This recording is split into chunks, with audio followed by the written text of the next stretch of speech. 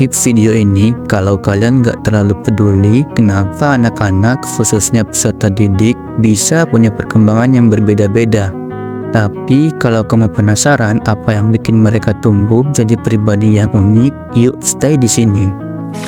Hai semuanya, kali ini kita akan bahas topik yang sering banget jadi bahan diskusi nih, yaitu faktor-faktor yang memengaruhi perkembangan peserta didik.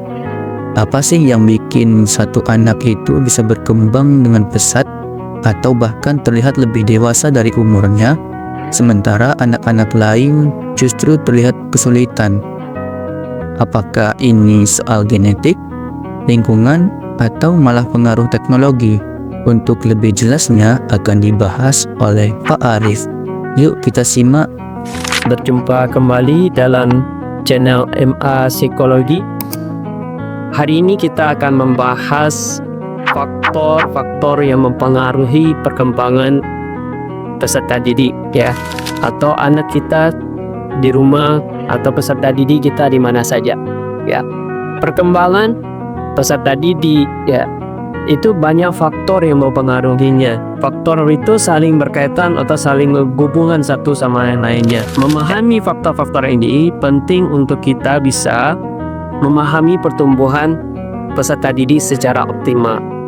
Setidaknya pada hari ini kita akan bahas 3 faktor yang mempengaruhi perkembangan peserta didik. Yang pertama itu ada faktor genetik ya, yang kedua itu ada faktor lingkungan, yang ketiga ada faktor sosial. Oke, untuk kita pahami ini lebih jauh, mari kita bahas satu persatu. Yang pertama yaitu ada faktor genetik. Faktor genetik itu merupakan sesuatu yang mendasar bagi perkembangan suatu anak atau peserta didik kita. Jadi faktor gen sangat menentukan. Gen-gen yang diwariskan dari orang tua itu akan menentukan bagaimana ciri fisik anak, kecerdasan anak, dan bahkan kecenderungannya terhadap lingkungannya atau penyakit yang akan menghadapnya. Jadi gen sangat menentukan perkembangan seseorang anak. Gen-gen yang diturunkan dari orang tua ke anak melalui proses yang namanya reproduksi. Gen ini bisa membawa informasi tentang berbagai karakteristik manusia. Gen-gen mengarahkan pertumbuhan dan perkembangan organ-organ tubuh, menentukan warna kulit, mata, rambut, sifat dari seseorang anak yang diwarisi daripada orang tuanya. Yang kedua itu ada faktor lingkungan.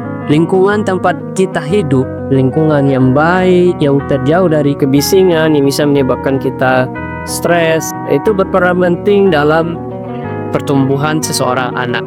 Stres yang terlalu tinggi atau kronis itu dapat berdampak negatif baik dari segi fisik, mental, serta perkembangan kognitifnya akan berpengaruh ketika stres terlalu tinggi.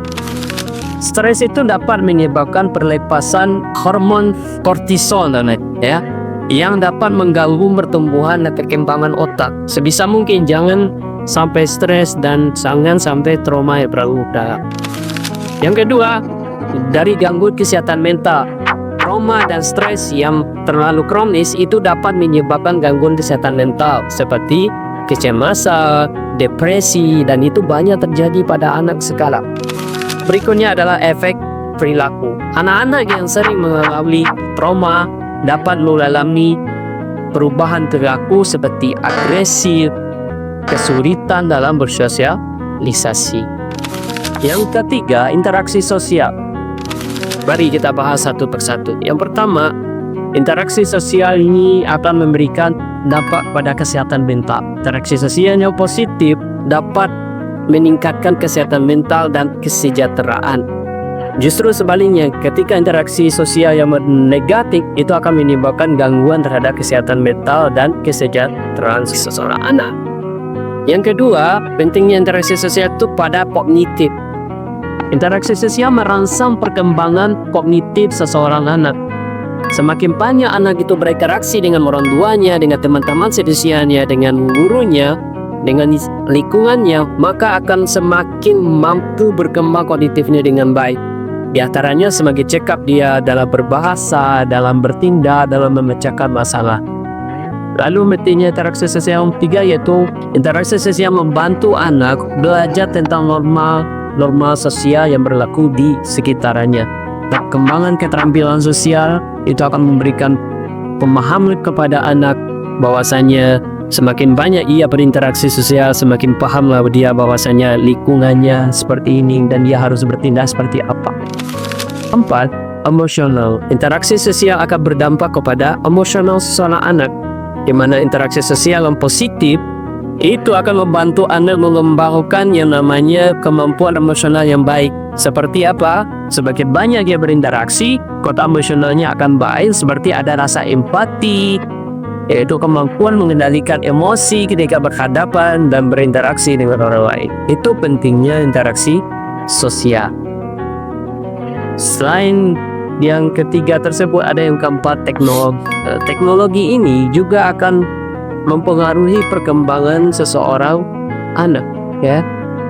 Teknologi modernis pada saat ini memiliki pengaruh yang sangat besar. Seperti kita lihat banyak anak-anak yang sudah di usia-usia masih kurang daripada 2 tahun sudah terdedah dengan yang namanya handphone, ya. Mereka kecanduan melihat YouTube, ya, bermain game dan lain sebagainya. Dan itu akan memberikan dampak terhadap perilaku mereka dan perkembangan mereka secara umumnya. Makanya banyak ditemukan kasus-kasus sekarang anak yang tantrum, ya, anak yang emosionalnya tidak terkendali karena kecanduan bermain handphone. Anak dia sulit berbicara, tidak mau berbicara karena selalu terdedah dengan handphone dan nggak mau berkomunikasi. Dan kasus di Indonesia sekarang itu banyak terjadi bahwasanya anak nggak mau berbicara, anak nggak bisa berbicara, namun terdedah dengan handphone, emosional anak tidak terkontrol dengan baik, anak sering tantrum karena terdedah dengan handphone. Jadi teknologi juga mempengaruhi sebenarnya kalau tidak diawasi dengan baik terhadap perkembangan seseorang anak, ya. Oke, yang terakhir, ya, dampak teknologi pada perkembangan seseorang anak. Yang terakhir itu adalah pengaruh teknologi.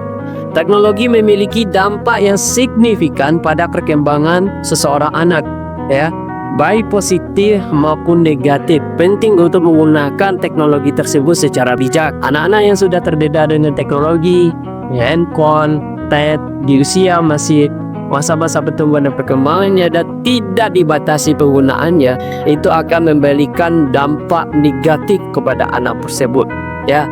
Dampak negatif itu diantaranya ketika menggunakan teknologi secara berlebihan, yaitu dapat menyebabkan diantaranya adiksi, ya, gangguan perhatian atau fokus tidak bagus, ya, dan sering isolasi diri, tidak suka keramaian dan tidak suka berinteraksi dengan orang lain. Itu dapat negatifnya ketika menggunakan teknologi, diantaranya terlalu berlebihan. Anak mau berinteraksi dengan orang lain, fokusnya menjadi kurang, menjadi tantrum, dia komunikasinya kurang, atau bahkan tidak bisa berkomunikasi dengan benar, dengan terarah. Namun di samping dampak teknologi itu juga ada dampak positif sebenarnya, terutama bagi anak yang penggunaannya diawasi dan dibatasi dengan baik. Itu teknologi dapat memberikan akses informasi, pendidikan, dan peluang-peluang baru ketika digunakan secara bijak, ya. Maka bisa kita simpulkan dari pertemuan kita kali ini, ya, bahwasanya perkembangan manusia itu dipengaruhi oleh banyak faktor. Yang khusus hari ini kita bahas 3 faktor, yaitu faktor genetik, ya, faktor sosial, faktor teknologi, faktor lingkungan, ya. Itu penjelasan dan pertemuan kita hari ini, mudah-mudahan bermanfaat bagi Anda semua dimanapun berada. Sampai jumpa. Assalamualaikum warahmatullahi wabarakatuh. Nah, udah jelas kan? Itulah faktor-faktor utama yang mempengaruhi perkembangan peserta didik. Nah, setelah tahu ini, tugas kita adalah menciptakan lingkungan yang positif agar anak-anak bisa berkembang maksimal. Bukan cuma secara akademis, tapi juga emosional dan sosial. Kalau kalian merasa video ini bermanfaat, jangan lupa like, share, dan subscribe biar kalian gak ketinggalan pembahasan menarik lainnya. Sampai jumpa di video berikutnya dan tetap peduli dengan perkembangan generasi muda. Dah.